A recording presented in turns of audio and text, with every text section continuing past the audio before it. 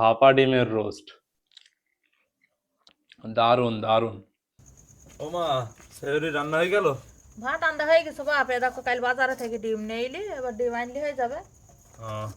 ডিম রান্না করবা? হ্যাঁ। মুখেতে কিছু ভালো লাগছে না, সেহরিতে খেতে কিছু মনেও বলছি না। তাহলে তুমি ডিম রান্না যখন করবা তাহলে ডিম দিয়ে মজার কিছু একটা তরকারি রান্না করে দাও। মজার আবার কি রান্না করবো বাপ, তো দেখছি একটা যে কোনো ব্যবস্থা আমি করছি। তো এই যে আমি 5টা ডিম ভেঙে নিয়েছি, এবার ভাপা ডিমের রোস্ট করব।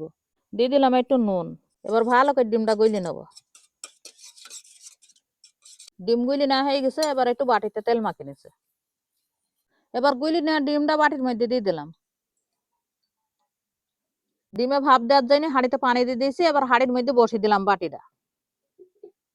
এবার ডিমটা ভাপ হইতে থাকুক আর মশলাপাতি বেটে নিই। বাটনায় নিয়েছি বাদাম, কাঁচা ঝাল আর পেঁয়াজ। মশলাপাতি বেটে না হয়ে গেছে, এবার দেখে দিন ডিম ভাপ দেওয়া হয়েছে কিনা। হ্যাঁ হয়ে গেছে, এবার নামিয়ে নেবো। এবার থালের হেরি নেবো। বিসমিল্লাহ।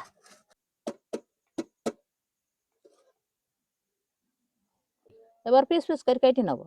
এই যে পিস পিস করে কেটে নেওয়া হয়ে গেছে, এবার ডিমগুলো একটু হালকা করে তেলে ভেজে নেবো।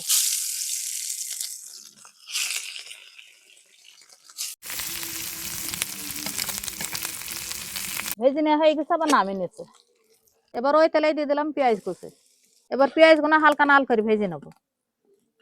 পেঁয়াজ হালকা নাল করে ভেজে নেওয়া হয়ে গেছে, এবার দিয়ে দিলাম বাদাম বাটা, দিয়ে দিলাম আদা রসুন বাটা, দিয়ে দিলাম কাঠ এলাচের ফল, লবঙ্গ, তেজপাতা, শুকনো ঝালের গুঁড়ো, ধইনি গুঁড়ো, জিরে গুঁড়ো, স্বাদ মতো নুন।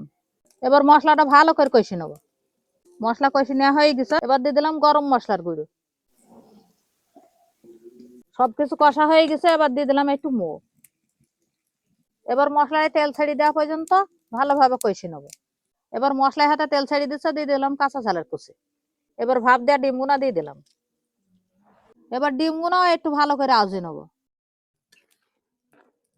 আউজি নেওয়া হয়ে গেছে, এবার দিয়ে দিলাম দুধ। এবার আস্তে আস্তে কিছুক্ষণ জাল দেবো।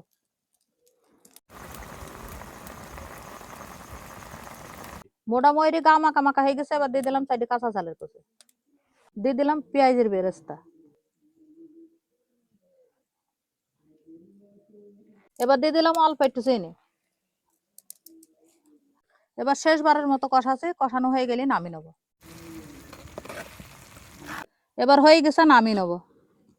এতক্ষণ তো আপনারা দেখতে পেলেন কিভাবে মা রান্না করলো এই ভাপা ডিমের রোস্ট।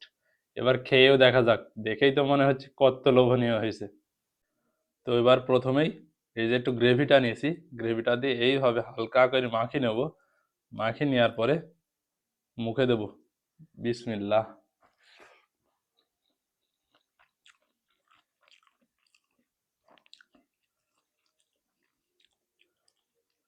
আবারও নিলাম।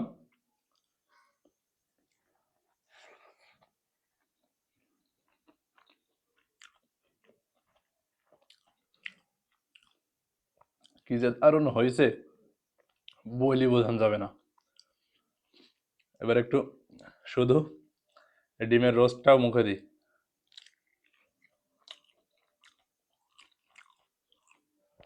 দারুণ দারুণ।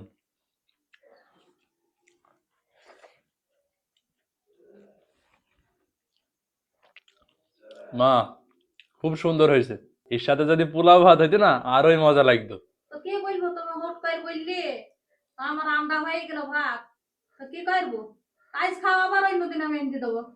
ঠিক আছে, তারপরেও এই ভাতের সাথে যে খারাপ লাগছে তা না, পোলাও ভাত খাইলে যেন আরোই জমে যাইতো।